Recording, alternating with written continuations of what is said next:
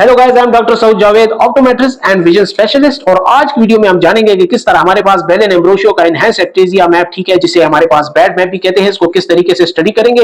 तो अपने हाथ में पेन पेपर रख लीजिए, ठीक है। इसकी नोट्स में आप लोगों को क्या डिस्क्रिप्शन में प्रोवाइड कर दूंगा, ठीक है, फॉर एनी डिटेल्स जो कि मैं यहाँ पे कॉन्टेक्स्ट प्रोवाइड करूंगा। इस बेल एंड एम्ब्रोसियो मैप को समझने से पहले बहुत ही जरूरी है कि आप लोग इस रिफ्रैक्टिव मैप, ठीक है, जो क्वाड मैप्स मैंने डिस्कस किए थे आप लोगों के साथ, इसको आप एक बार क्या जरूर देख लीजिएगा, क्योंकि ये वीडियो उसी के साथ क्या रिलेटेड है, ठीक है। तो पहले उसको क्या एक बार समझ लीजिएगा। तो गाइस, बगैर किसी देरी का ये स्टार्ट करते हैं। तो इस bell and Ambrosio enhance ectasia display map, ठीक है, बैड मैप को समझने के लिए हम इसको 3 पोर्शंस में क्या डिवाइड करेंगे, ठीक है। तो बहुत ही इजी है हमारे पास, ठीक है। फर्स्ट पोर्शन हमारे पास ये हो जाएगा, ठीक है।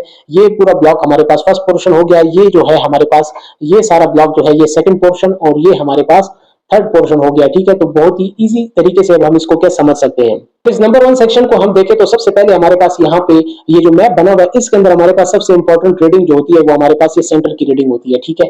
ये अगर हमारे पास 470 से कम है, ठीक है, तो हमारे पास हाई रिस्क है। अगर हमारे पास 470 से ज्यादा हो, ठीक है, यहाँ पे मेरे पास एक और एग्जांपल है, ठीक है, यहाँ पे 5 to 6 है, ठीक है। तो ये हमारे पास कंप्लीटली नॉर्मल है। ये हमारे पास बिल्कुल क्या पुरानी वीडियो के कॉर्नियल थिकनेस मैप की तरह है, ठीक है, जहां पे आप लोगों को मैंने कहा था कि थिकनेस लोकेशन की हमने जो है रीडिंग नोट करनी होती है, तो ये हमारे पास उससे भी ज्यादा सिंपल तरीके से क्या आपको रीडिंग प्रोवाइड करता है। सेकंड गाइस, इसके अंदर भी हमारे पास QS जो है हमारे पास ओके होना चाहिए, और यहाँ पे भी हमारे पास Q वैल्यू है, ठीक है, जो कि हमारे पास नॉर्मल होनी चाहिए। यहाँ पे एक इंपॉर्टेंट डेटा हमारे पास जो गिवन होता है, ठीक है, ये हमारे पास फ्रंट एलिवेशन, ठीक है, मैप है, ये हमारे पास बैक एलिवेशन मैप के हमारे पास गिवन होता है, ठीक है। फ्रंट एलिवेशन के लिए हमारे पास क्या ये 15 माइक्रॉन से अगर हमारे पास ज्यादा होगा तो हमारे पास रिस्की होगा, ठीक है। और इसी तरह बैक एलिवेशन में हमारे पास अगर 20 माइक्रॉन से हमारे पास ये वैल्यू ज्यादा हो तो हमारे पास इसे रिस्की कंसीडर किया जाता है, ठीक है। यहाँ पे हमारे पास फ्रंट और बैक दोनों क्या प्रोवाइडेड होती है। गाइस, फर्स्ट पोर्शन के बाद अब हमने क्या सेकंड पोर्शन को अपना एनालाइज करना है, ठीक है, जो कि हमारे पास ओरिजिनली इस पोर्शन को ही हमारे पास क्या है बैड मैप कह रहे होते हैं, ठीक है। और ये जो हमारे पास फर्स्ट पोर्शन है, ठीक है, ये हमारे पास BFS का पोर्शन है, ठीक है।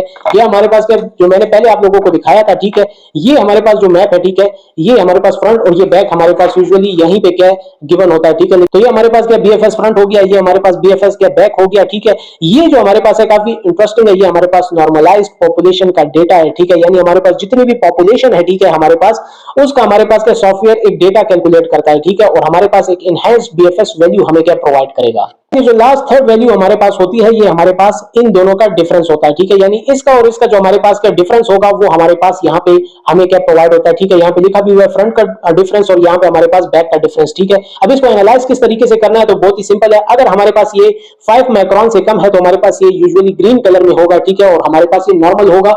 लेकिन अगर आपके पास 5 से 7 माइक्रॉन के बीच में हो तो इसका कलर येलो होगा, ठीक है। हमारे पास मीडियम रिस्क होता है, ठीक है। और हमारे पास अगर 7 से 9 माइक्रॉन के बीच में हो तो फिर ये हमारे पास रेड होगा और हाई रिस्क होगा। अब आप ये देख सकते हैं कि ये आपके पास बिल्कुल नॉर्मल है, ठीक है, बिल्कुल ग्रीनिश कलर में आपके पास इसका डिफरेंस है। इसी के मुकाबले में अगर आप इस मैप को देखेंगे, ठीक है, यहाँ पे हमारे पास रेडिश पोर्शन ज्यादा है, ठीक है। यानी ये हमारे पास 7 से 9 माइक्रॉन के बीच में हमारे पास है, ठीक है, और इसीलिए हमारे पास ये हाई रिस्क होगा, ठीक है, एक्टेजिया का। इसके फार्मूला के लिए क्या आप एक बार क्या नोट्स को भी देख लें, ठीक है, बहुत ही सिंपल है, इसमें कोई ऐसी खास समझाने वाली बात नहीं है, ठीक है। इसमें रेड कलर को हम क्या बेसिकली देख रहे होते हैं जो कि हमारे पास हाई रिस्क को इंडिकेट कर रहा होता है।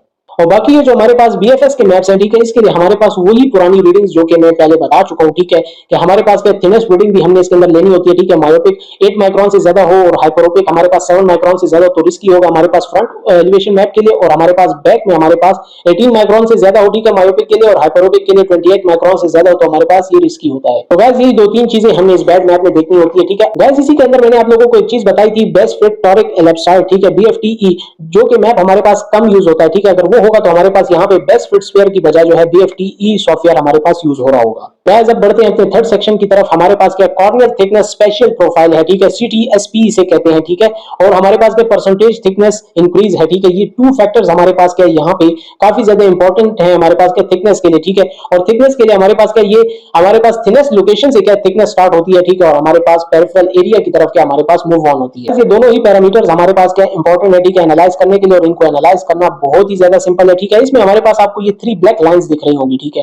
ये सेंटर जो ब्लैक लाइन है आपके पास ये नॉर्मल है, और हमारे पास इससे एक अबव और एक इससे बिलो हमारे पास क्या है स्टैंडर्ड डेविएशन की लाइन होती है, ठीक है। ये तीनों ही लाइन हमारे पास नॉर्मल लाइंस कंसीडर होती है, ठीक है। अगर हमारे पास ये जो रेड लाइन है जिसे हमारे पास टेस्टिंग लाइन कहते हैं, ठीक है, अगर ये हमारे पास इन 3 लाइंस को फॉलो कर रही है, ठीक है, इसके बीच में हमारे पास तो हमारे पास जो थिकनेस प्रोफाइल है वो हमारे पास नॉर्मल होगी। अगर हमारे पास इससे वेरी कर रही है, ठीक है, तो हमारे पास एबनॉर्मल होगी। और कितनी एबनॉर्मल होगी वो मैं अभी आपको बता देता हूं कि अगर हमारे पास 6 मिलीमीटर से पहले, ठीक है, ये हमारे पास 6 मिलीमीटर रीडिंग दी हुई है, अगर इससे पहले हमारे पास इस रेड लाइन के अंदर आपके पास डेविएशन दिखती है तो ये हमारे पास एबनॉर्मल होगी। अब आप यहां से देख सकते हैं कि यहां से जैसी लाइन स्टार्ट हुई है तो ये हमारे पास एबनॉर्मली स्टार्ट हुई है, ठीक है, और हमारे पास बाद में जाके क्या अगर ये नॉर्मल से टच कर भी जाए, ठीक है, वो हमारे पास इतना मैटर नहीं करता, ठीक है, जो कि हमारे पास स्टार्टिंग जो 6 mm है वो हमारे पास इंपॉर्टेंट होता है, क्योंकि 6 mm जोन जो है हमारे पास कॉर्निया का वो सबसे ज्यादा इंपॉर्टेंट है।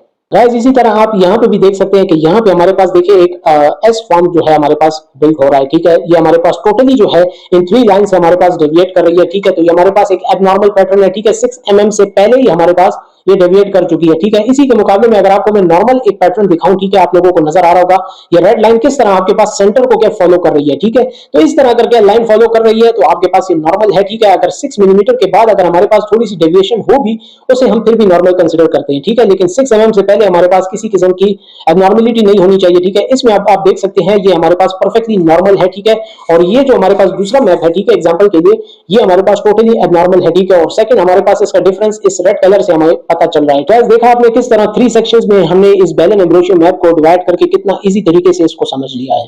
तो गाइस उम्मीद है आप लोगों को ये बेल एंड एम्ब्रोसियो का बैड मैप जो है अच्छे तरीके से अंडरस्टूड हो गया होगा, ठीक है। इसमें फिर भी आप लोगों को कोई क्वेश्चन हो, कोई डाउट हो, आप लोग मुझसे पूछ सकते हैं। तब तक के लिए मुझे दीजिए इजाजत और अपनी दुआओं में याद रखिए।